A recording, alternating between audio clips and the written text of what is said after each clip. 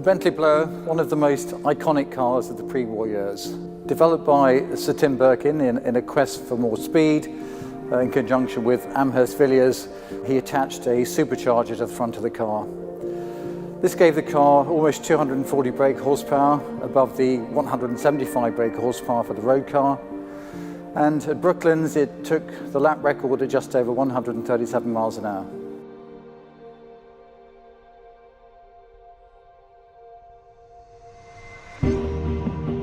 Bentley owns team car number 2, the most iconic, the most valuable, and the most campaigned team car of the 4.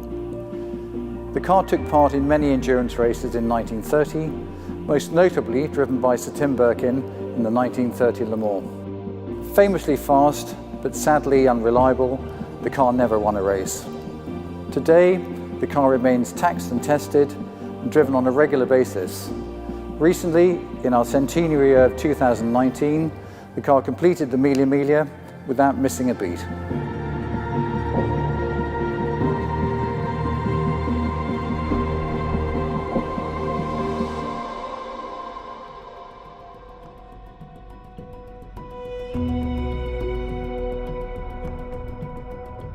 As part of the rebirth of Mulliner, the oldest coach builders in the world, we were looking for something to do with the ingenuity, the creativity and the engineering skills that we had developed through the restoration of the Corniche.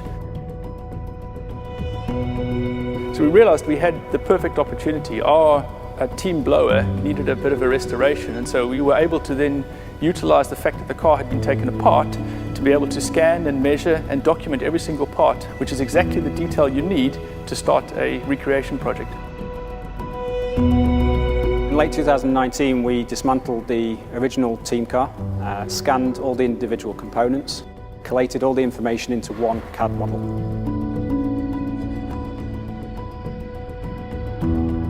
From that, we learnt a lot of history about the parts, a lot of history about the car.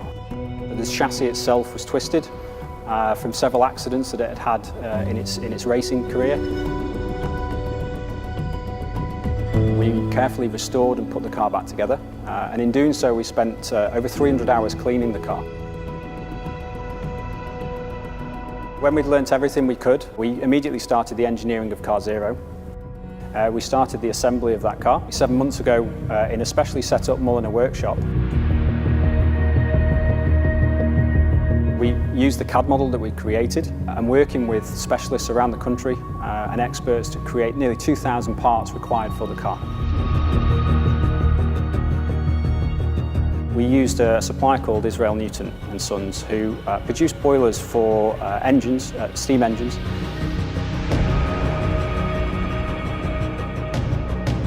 They used the techniques that we needed to produce the chassis authentically. So they're hand-formed, hand-heated and hammered chassis.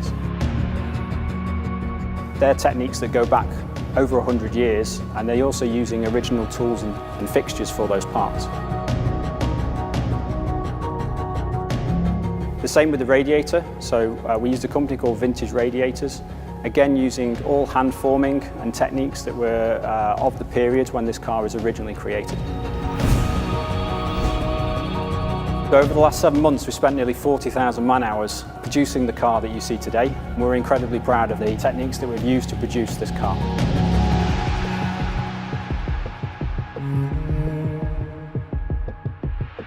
Recreating designs from the 1920s is an incredibly difficult and complex process. Fortunately, here in Mulliner, we have a large group of talented craftsmen working in metal and in wood and in leather that enable us to utilize those skills and look back at the designs from the past to create this new car. The new blowers have a brand new ash frame.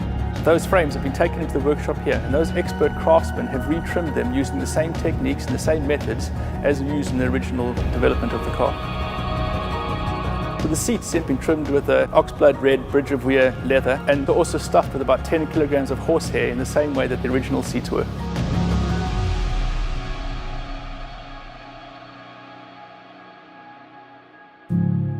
We have created a brand new car that has all the essence and the engineering and the design of a car that's nearly 100 years old. And to see that come to life and to be recreated is an amazing experience. We're incredibly proud of what we've managed to achieve here.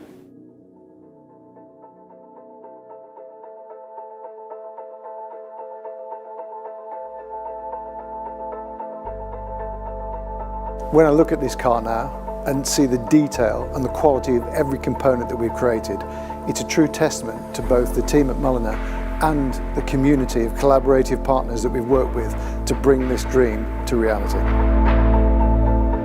When we set out on this project for the continuation car, we never imagined how well it would turn out. The craftsmanship and the engineering of this car is absolutely world class. But the most important thing is, of course, the way it feels on the road. So now it's my great privilege to be the first person to drive it on the Bentley closed roads, and I think I'll go and do that right now, if you'll excuse me.